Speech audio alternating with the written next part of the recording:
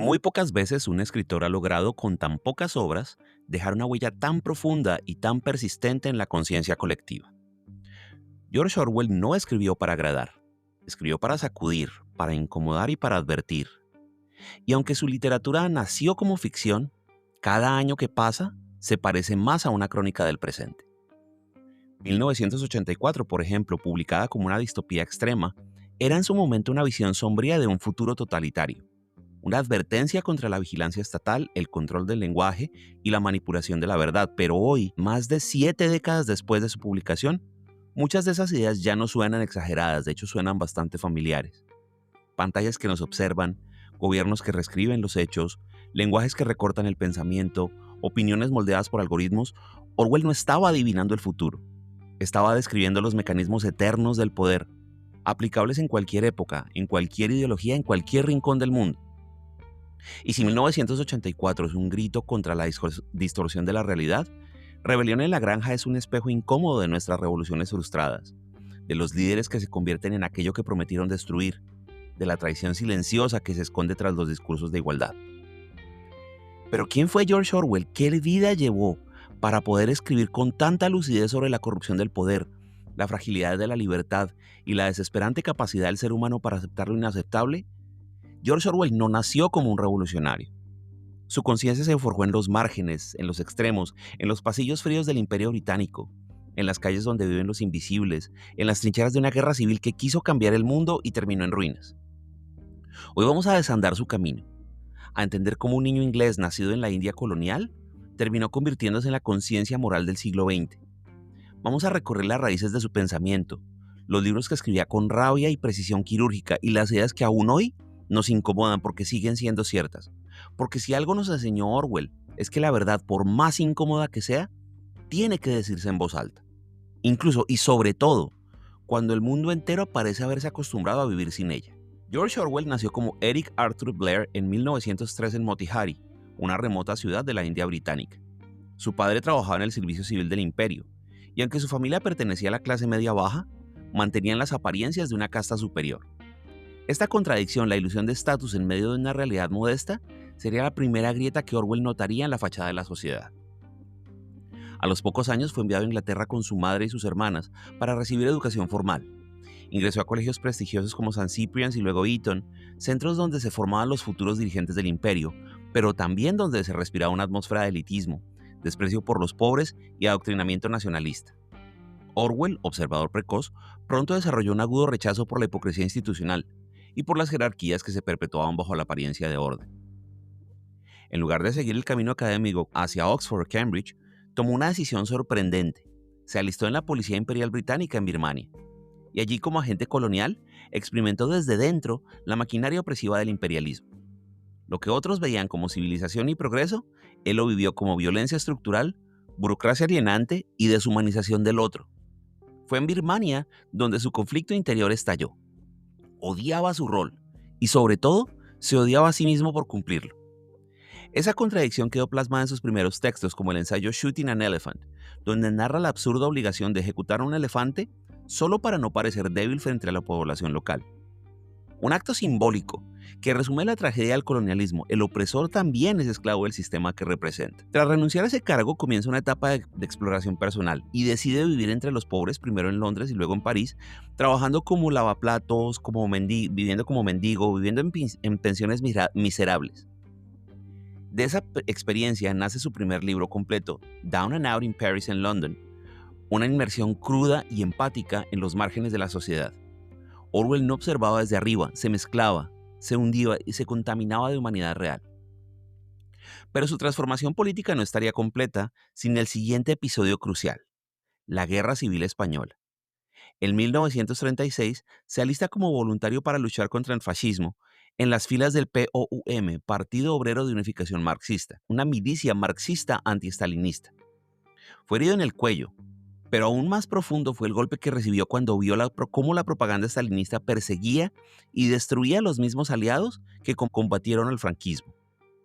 Orwell vio de cerca cómo incluso los movimientos revolucionarios podían traicionarse a sí mismos, deformar la verdad y convertirse en lo mismo que combatían. Esa desilusión con el comunismo autoritario marcaría para siempre su obra. A partir de entonces su lucha iba a ser doble, contra el totalitarismo de derecha y de izquierda, contra todo discurso que suprimiera la verdad, la duda y la crítica, contra todo poder que reclamara pureza y obediencia. Y lo haría con las armas más precisas que tenía: la pluma, la ironía y una brutal honestidad intelectual. Orwell no veía la escritura como un arte por el arte. Para él, escribir era un acto político.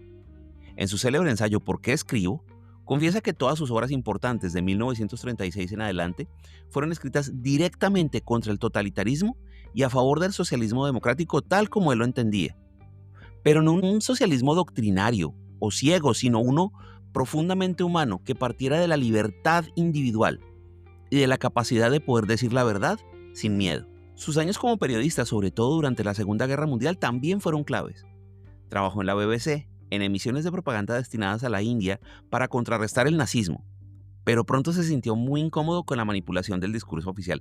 Esa experiencia iba a ser esencial para concebir la figura del Ministerio de la Verdad en el libro 1984. Orwell vivió casi toda su vida en condiciones económicas precarias y su salud fue frágil desde joven. Sufrió de tuberculosis, lo que marcó sus últimos años. Sin embargo, jamás dejó de escribir, incluso en sanatorios en condiciones durísimas.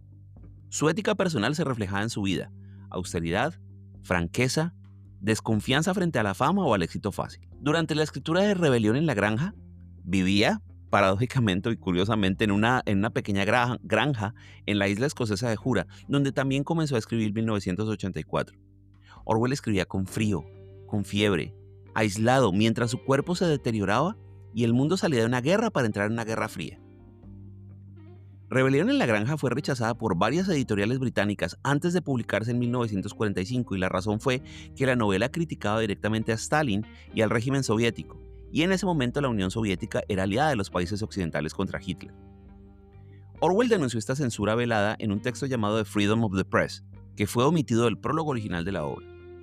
Este episodio no solo lo envalentonó a seguir escribiendo sin concesiones, sino que reforzó su visión de que la verdad no siempre es bienvenida, incluso en democracias liberales. Con todos estos elementos en mente, el rechazo a toda forma de opresión, su compromiso con la verdad, su experiencia como testigo de guerras y traiciones, su lucha contra la enfermedad y la pobreza, Rebelión en la Granja no aparece simplemente como una fábula sobre cerdos y molinos. Es una obra nacida del dolor, de la lucidez y de la urgencia. Rebelión en la Granja es mucho más que una fábula satírica. Es una radiografía del poder, una denuncia del totalitarismo y una advertencia sobre cómo las revoluciones pueden devorarse a sí mismas. Y vamos ahora a desglosarla un poquito más profundamente, tanto en su contexto histórico como en su relevancia actual. Para resumir un poquito de qué va el libro, el tema, la sinopsis es que en una granja inglesa, los animales, hartos del abuso del granjero humano, se rebelan y toman el control del lugar con la promesa de construir una sociedad justa e igualitaria. Inspirados por el sueño del viejo cerdo Mayer, expulsan al señor Jones y se organizan bajo un conjunto de principios conocidos como animalismo. Sin embargo, con el tiempo los cerdos, especialmente uno llamado Napoleón, empiezan a tomar decisiones en nombre de todos, distorsionando las reglas, manipulando los hechos y estableciendo un régimen tan opresivo como el que habían derrocado. Lo que empieza como una revolución por la libertad termina en una dictadura disfrazada de utopía. Orwell escribió este libro entre 1943 y 1944, en plena Segunda Guerra Mundial, pero con la mirada puesta en la Unión Soviética. Aunque él mismo se consideraba socialista, fue muy crítico del estalinismo y de cómo la Revolución Rusa había derivado en una dictadura personalista. Esta novela fue escrita en un momento incómodo, porque ya como había mencionado, la Unión Soviética era una aliada de Gran Bretaña en la guerra contra Hitler, y por esto las críticas abiertas a Stalin eran vistas como inconvenientes. Sin embargo, Orwell se negó a callar. Rebelión en la Granja es en esencia una alegoría de la Revolución Rusa y de cómo se degeneró bajo el estalinismo. De hecho, cada personaje de la granja representa a un actor o una serie de actores específicos de la historia soviética. Por ejemplo, el señor Jones es una alegoría, una referencia al zar Nicolás II, símbolo del régimen opresor antiguo. El cerdo Oldmeyer está basado en Lenin con ciertos rasgos de Marx, y es quien inspira la rebelión, pero muere antes de poder ver sus resultados.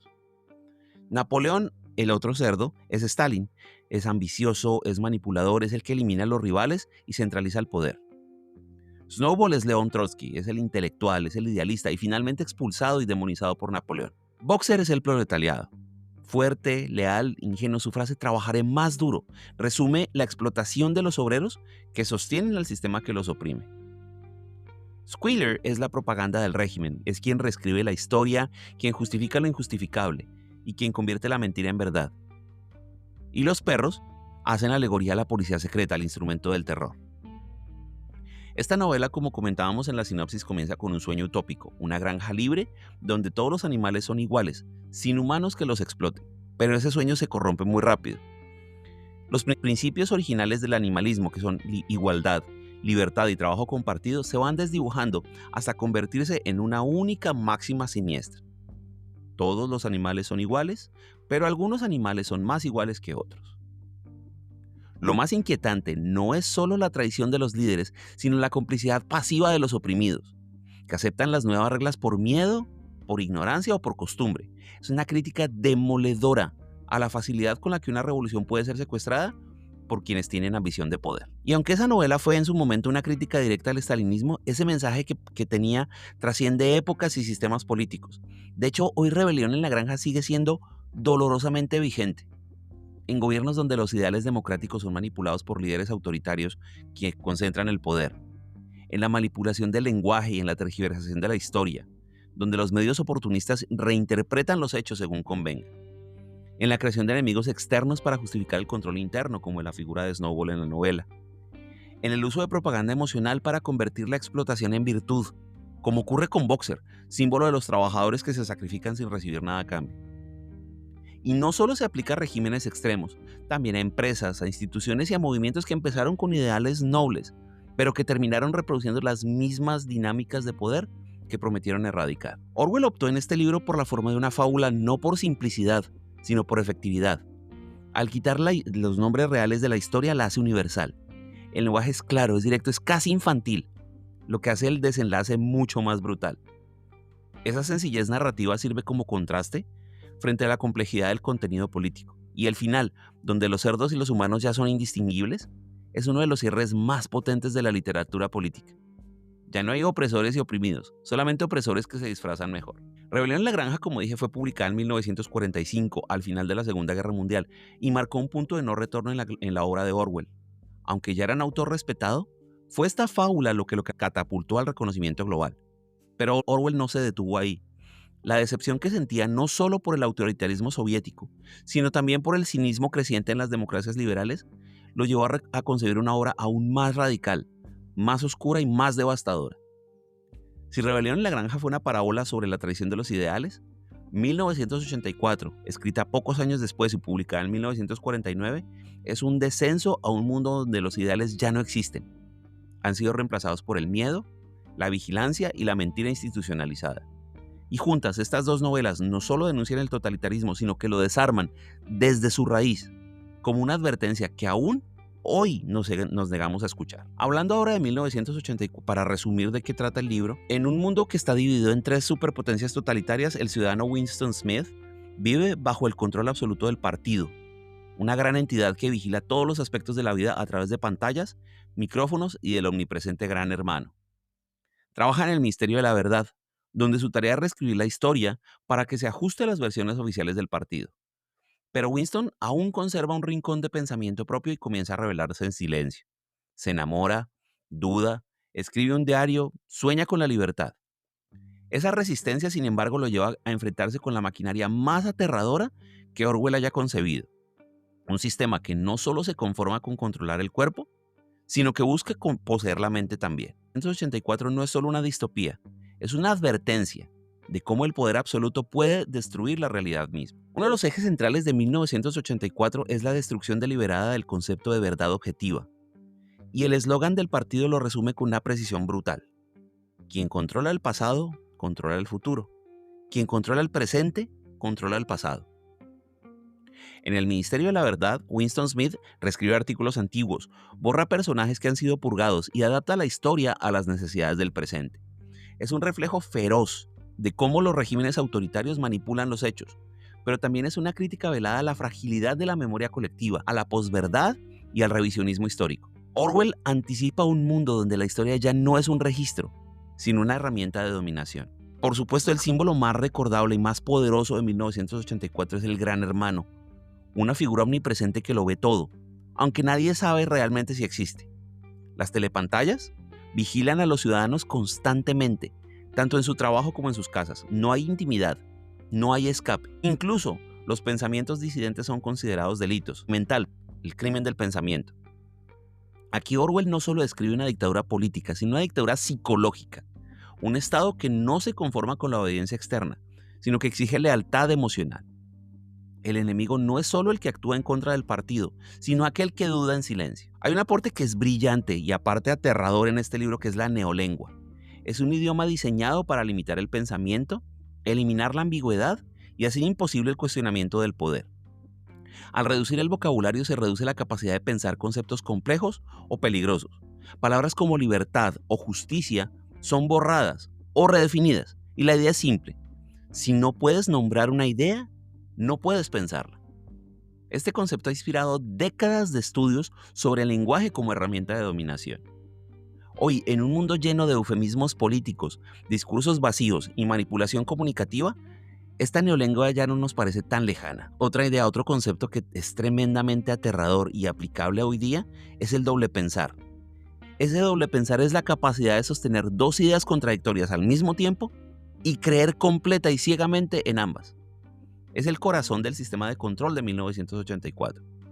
El partido puede decir que siempre ha estado en guerra con Eurasia, aunque la semana pasada decía lo contrario, y nadie lo cuestiona, porque todos han aprendido a olvidar lo que sabían. El doble pensar permite que la mentira y la verdad coexistan sin conflicto y convierte al ciudadano en cómplice de su propia opresión. Aunque Orwell se imaginó este mundo en 1949, muchos de sus elementos están resonando todavía con fuerza en este siglo. Por ejemplo, la vigilancia masiva. Tenemos cámaras, tenemos datos, tenemos algoritmos, tenemos geolocalización, tenemos reconocimiento facial. Luego está la reescritura de hechos a través de las redes sociales, como guerras de narrativas y fake news. Hay eufemismos institucionales como daño colateral o intervención humanitaria que disfrazan la verdad.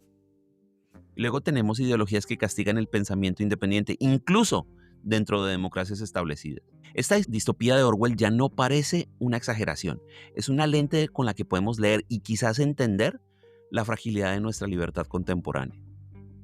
Pero quiero sumergirme ahora a fondo en tres de los pilares conceptuales de 1984, que no solo definen el universo de esta novela, sino que también funcionan como herramientas concretas del control totalitario: los eslóganes del partido, el doble pensar y el criminal. Estos conceptos forman el núcleo ideológico del sistema opresivo de 1984 y revelan cómo el poder puede deformar el pensamiento hasta destruirlo desde dentro. Hablando de los eslóganes, estos están tallados en la fachada del Ministerio de la Verdad. Y los tres grandes eslóganes del partido son: la guerra es la paz, la libertad es la esclavitud, la ignorancia es la fuerza. A primera vista estas frases son contradicciones, pero no son simplemente esto, son mandamientos ideológicos diseñados para vaciar las palabras de su significado real y reemplazarlas por nuevas asociaciones emocionales y políticas.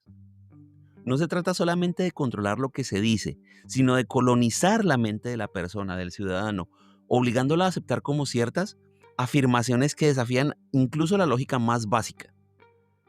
La guerra es la paz, por ejemplo, implica que la guerra constante con otros estados mantiene la estabilidad interna y es un reflejo de cómo los regímenes necesitan enemigos externos para justificar el control interno. La libertad es la esclavitud, sostiene que dejar de pensar, dejar de cuestionar, es lo que verdaderamente libera al individuo de la angustia. Es una trampa perfecta. Esclavízate voluntariamente y obtendrás paz. La ignorancia es la fuerza. Señala que una población desinformada que no cuestiona es como una sociedad más fuerte porque no amenaza al statu quo. La ignorancia no es vista como debilidad, sino como virtud. Estos eslóganes, repetidos sin cesar, se incrustan en la conciencia hasta volverse realidades asumidas, incluso celebradas. Son ejemplos extremos, pero inquietantemente familiares. Muchas ideologías políticas, publicitarias o religiosas utilizan frases que suenan poderosas, pero que no resisten un análisis lógico. Y Orwell nos muestra cómo el lenguaje, cuando se pervierte, puede convertirse en un arma de sometimiento. El doble pensar, por su lado, es tal vez el concepto más oscuro y más sofisticado de la novela. Es la habilidad, o más bien la exigencia, de mantener dos ideas opuestas al mismo tiempo y aceptarlas ambas como verdaderas. Por ejemplo, saber que el partido ha cambiado una versión oficial, pero también creer que esa nueva versión siempre ha sido cierta. Recordar que se amaba a alguien y al mismo tiempo convencerte de que nunca lo hiciste. Odiar al gran hermano, pero amarlo en el fondo, porque eso es lo que se espera de ti. No es hipocresía, no es mentira, es un estado mental inducido que exige apagar el pensamiento crítico y reemplazarlo por obediencia emocional. Ese doble pensar permite que el partido reescriba la historia sin dejar rastro de contradicción, porque el ciudadano ha aprendido a olvidar selectivamente. Es la victoria total, es cuando el sistema ya no necesita censurar al disidente, porque el disidente se censura a sí mismo. Hoy el doble pensar resuena cada vez que una persona defiende una idea que contradice sus propios valores, por conveniencia, por miedo o por tribalismo político. Cada vez que alguien elige no ver la contradicción evidente en el discurso de un líder o en una causa, el doble pensar actúa en silencio. Luego está el concepto del crimental.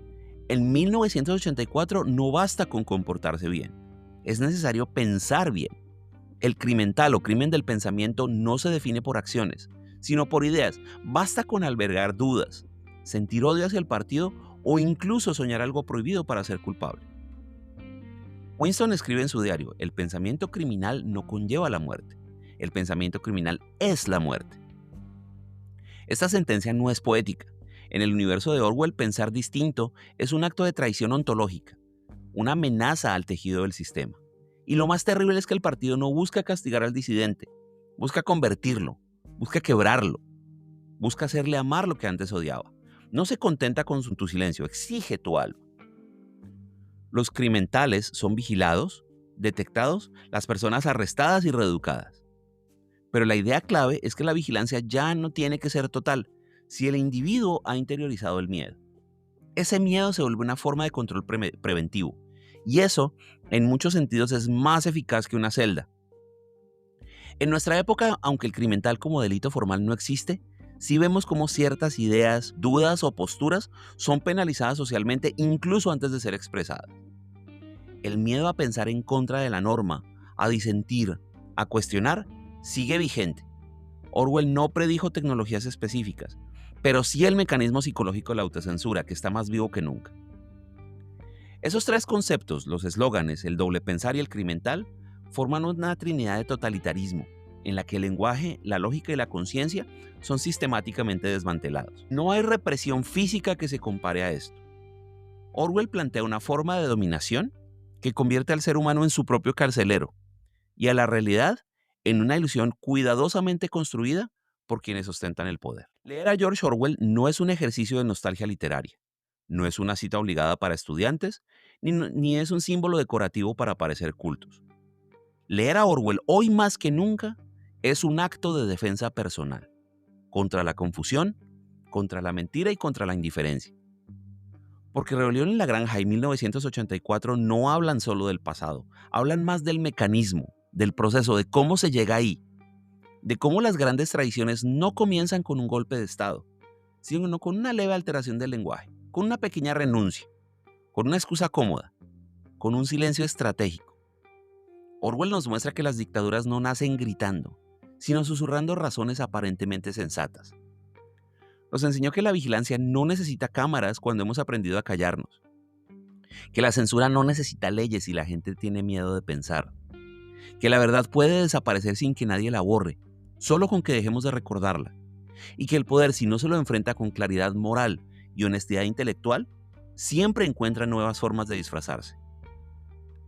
En un mundo donde la realidad se negocia a golpe de algoritmo, donde las palabras se redefinen al ritmo de la conveniencia, donde lo emocional reemplaza lo racional y donde los hechos se diluyen en versiones, 1984 no es ciencia ficción, es una advertencia. Y Rebelión en la Granja no es una fábula de animales, es otra advertencia sobre lo fácil que es traicionar una causa noble si no se la cuida todos los días. Pero George Orwell no escribió para hacernos perder la esperanza, escribió para hacernos conscientes, para recordarnos que la verdad importa, incluso si incomoda, que la libertad no es una bandera ni una consigna, sino es una tarea diaria, difícil, exigente, que pensar por uno mismo es incómodo, pero es indispensable, y que hay que hacerlo incluso cuando no conviene, incluso cuando duele, incluso cuando nadie más lo está haciendo. Volver a Orwell es incomodarse, es descubrir que ciertas cosas que damos por sentadas ya no están, es encontrar en sus páginas palabras que no envejecen, porque nunca dejaron de ser necesarias. Y también es un llamado a estar alertas, a cuestionar, a resistir desde donde cada uno pueda esa lenta deformación de la realidad. Por eso incluso si ya lo leyó, vuelva a leer a Orwell, léalo sin cinismo, léalo sin distancia, léalo como si fuera la primera vez. Porque quizás esta vez de repente no solo lo entiende mejor, quizás esta vez lo sienta más cerca. Gracias.